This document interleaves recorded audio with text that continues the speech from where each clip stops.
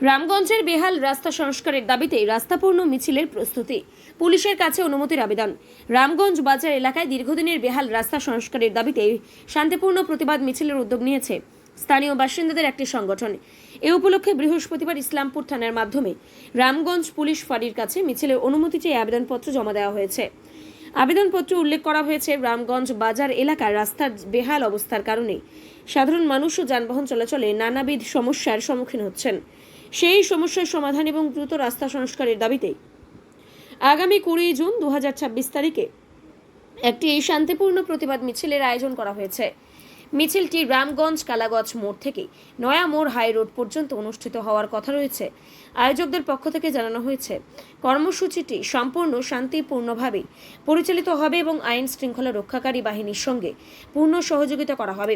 মিছিলের অন্যতম উদ্যোক্তা জুলফুকার আলী কি বললেন শুনবো। থেকে এই রাস্তা উপরে টোটো আর চলা একটা আমরা টোটো পাল্টি হয়ে যাচ্ছে, লোকের দায়িত্ব দিতে হচ্ছে, এই বিভিন্ন ধরনের ঘটনা। কিন্তু আমাদের কোনো রামগঞ্জের রাস্তায় কোনো কাজ হচ্ছে না। এই কাজের জন্য আমরা একটু আন্দোলন করতেছি, যেন নতুন সরকারের উপরে দাবি যেন আমার রাস্তার কাজ হোক। আমার নাম মোহাম্মদ মিরাজ। আমরা গত কয়েক বছর ধরে রামগঞ্জের এই অবস্থা দেখতে পাচ্ছি। বিগত সরকার আমরা অনেকবার আন্দোলন করছি, বিগত সরকার থেকে কোনো সাহায্য পাইনি। এবার রাজ্যে নতুন সরকার আসছে, আমরা এই আন্দোলন রাজ্যের নতুন সরকারের কাছে পৌঁছে দেওয়ার জন্য, বিশেষ করে ককরোচ জনতা পার্টি এটা নতুন একটা আমাদের প্রজন্ম বা আমাদের যুব সমাজ তৈরি করেছে।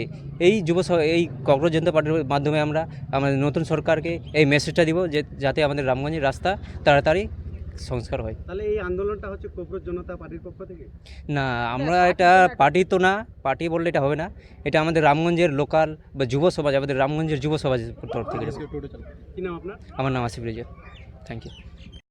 আজকে আমরা থানায় এসেছি কারণ একটাই, আমরা আজকে পুলিশ পারমিশনের জন্য একটা আপিল করলাম। কারণটা হচ্ছে রামগঞ্জের যে বেহাল রাস্তা, সেই রাস্তা এতটাই খারাপ হয়ে দাঁড়িয়েছে, যেখানে সাধারণ মানুষ তো চলার তো দূরের কথা, সেখানে সাঁতার কাটলেও হয়তো কম হবে। সেটা পুকুর নয়, সেটা সমুদ্রে পরিণত হয়েছে। কারণ দৈনন্দিন যেভাবে টোটো চালক, বিশেষ করে আজকে টোটো চালকরা এখানে এসেছে, টোটো চালক থেকে শুরু করে যারা গর্ভবতী মহিলারা, অনেক গর্ভবতী মহিলা নিজের প্রাণের ঝুঁকি নিয়ে, নিজের গর্ভের সন্তানের ঝুঁকি নিয়ে রামগঞ্জে প্রতিনিয়ত হাসপাতালে আসছে। এবং একাধিক টোটো চালকের অ্যাক্সিডেন্ট হয়ে গাড়ি ঘোড়া ভেঙে গেছে, তাদের কারো হাত পা ভেঙে গেছে। এবং একাধিকবার আমি নিজেই একজন সাংবাদিক, এখানে সাংবাদিক নয়, এখানে সব সাধারণ নাগরিক হিসাবে আজকে আমরা পুলিশের কাছে একটা আপিল করলাম, একটা প্রতিবাদ মিছিলের পারমিশন চাইলাম। আগামী শনিবার দিন 3:30টার সময় আমরা একটা শান্তিপূর্ণ মিছিল আমরা করব। আমরা একটা ককরোচ জনতা পার্টি একটা প্ল্যাটফর্ম করেছি, এটা কোনো রাজনৈতিক পার্টি নয়, একটা প্ল্যাটফর্ম হিসাবে আমরা সে ডাক দিয়েছি যাতে আমাদের এই বিষয়টা আমাদের জন্য উচ্চ নেতৃত্বের কাছে বিশেষ করে বেশি করে পৌঁছায়। তার সেই প্ল্যাটফর্ম ধরে আমরা সাধারণ মানুষজন, যারা সাধারণ নাগরিক, যেমন আমাদের চোপড়া থেকে কয়েকজন ভাই আসছে এবং দাসপাড়াও থেকে অনেকজন আসছে।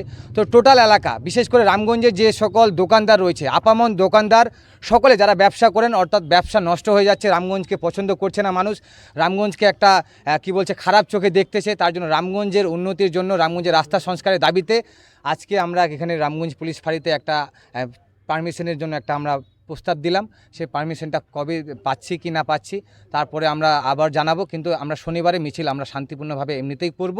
এটা আমাদের যুব সমাজ, একটা ককরোচ জনতা পার্টি হিসাবে একটা পার্টি নয়, একটা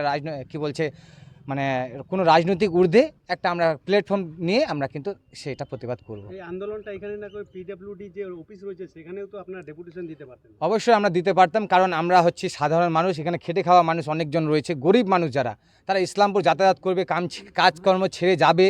এটা কিন্তু অনেক একটা বড় প্রসেস রয়েছে, ইসলামপুর যাওয়া আসা। অনেক যারা টোটো চালক করে তারা তো রোজগার করবে।